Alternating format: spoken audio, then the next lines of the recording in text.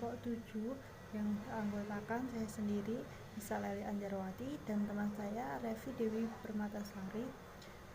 Di sini kami akan membahas video pembelajaran tentang nasik dan mansuk. Yang pertama ada pengertian nasik dan mansuk.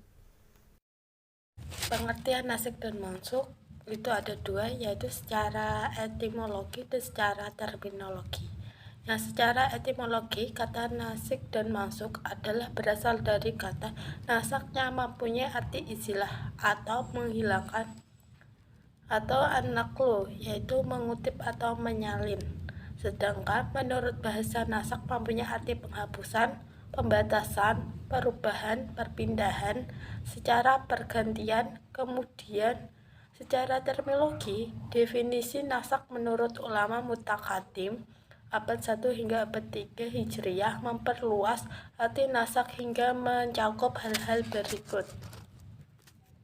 Yang pertama, pembatalan hukum yang ditetapkan terdapat ayat terdahulu oleh hukum yang ditetapkan kemudian. Yang kedua, pengecualian hukum yang bersifat umum oleh hukum yang bersifat khusus. Yang ketiga, penjelasan yang datang kemudian terhadap hukum yang bersifat samar. Terus selanjutnya syarat-syarat nasak. Itu ada tiga. Yang pertama, hukumnya mansuk adalah hukumnya syara. Yang kedua, dalil yang menghapus hukum itu adalah kitab syar'i yang datang dari hukum yang mansuk. Yang ketiga, kitab yang mansuk hukumnya tidak terikat dengan waktu tertentu, sebab dengan demikian maka hukum akan berakhir dan demikian tidak dinamakan mansuk. Poin ketiga ada macam-macam nasak. Macam-macam nasak, yang pertama ada nasak sunnah dengan sunnah, yang punya arti hukum yang ada dalam sunnah dinasak oleh hukum yang ada dalam sunnah yang lainnya. Contohnya seperti larangan untuk berziarah kubur dalam hadis Nabi yang berbunyi naha an ziyaratihil kuburi ala fazura, yang artinya dahulu aku melarang tamu untuk berziarah kubur dan sekarang berziarahlah. Jadi hadis ini menghapus hukum pada hadis yang sebelumnya, yaitu melarang kaum muslimin untuk berziarah kubur. Yang kedua ada nasak sunnah dengan Al-Quran.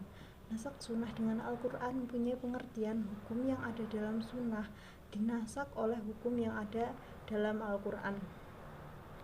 Seperti ayat yang menjelaskan tentang sholat, yang semula sholat pada dahulu menghadap ke Baitul Maqdis, lalu diganti dengan menghadap ke Masjidil Haram.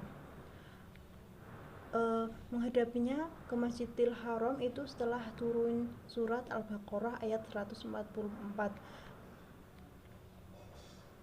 yang berbunyi fawalli wajhaka satral Masjidil Haram, maka otomatis kiblat berubah dari Masjidil Aqsa ke Masjidil Haram.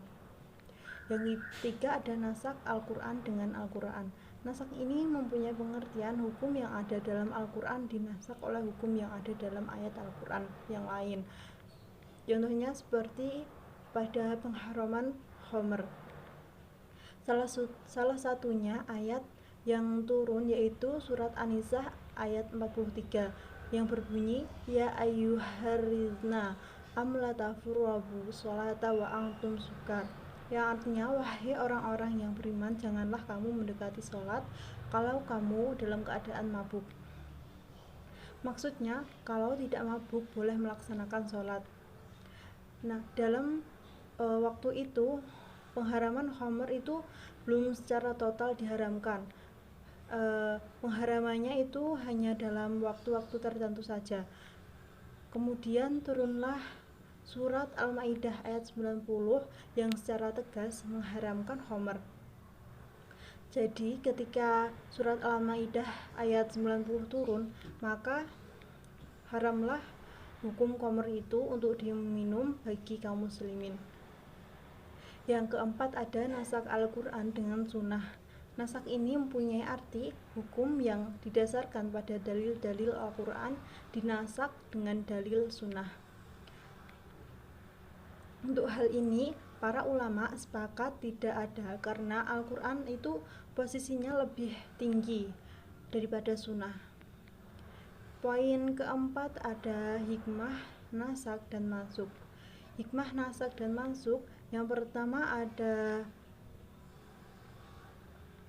mengetahui proses pencarian, yaitu maksudnya pada proses pencarian dan pengharaman Homer itu dapat kita ketahui dengan adanya nasak dan mansukh.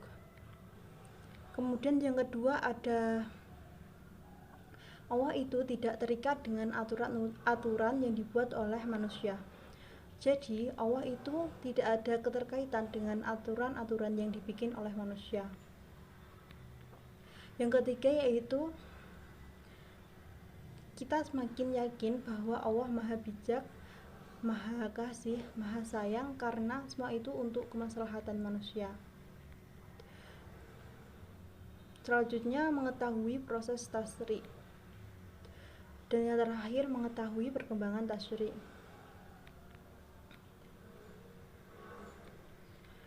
Kemudian ada hal-hal yang mengalami nasak. Hal-hal yang mengalami nasak itu seperti terjadinya perintah dan larangan. Dapat diketahui bahwa nasak hanya terjadi pada perintah dan larangan, baik yang diungkapkan dengan tegas dan jelas maupun yang diungkapkan dengan kalimat berita atau kabar yang bermakna amr atau perintah atau nahi larangan.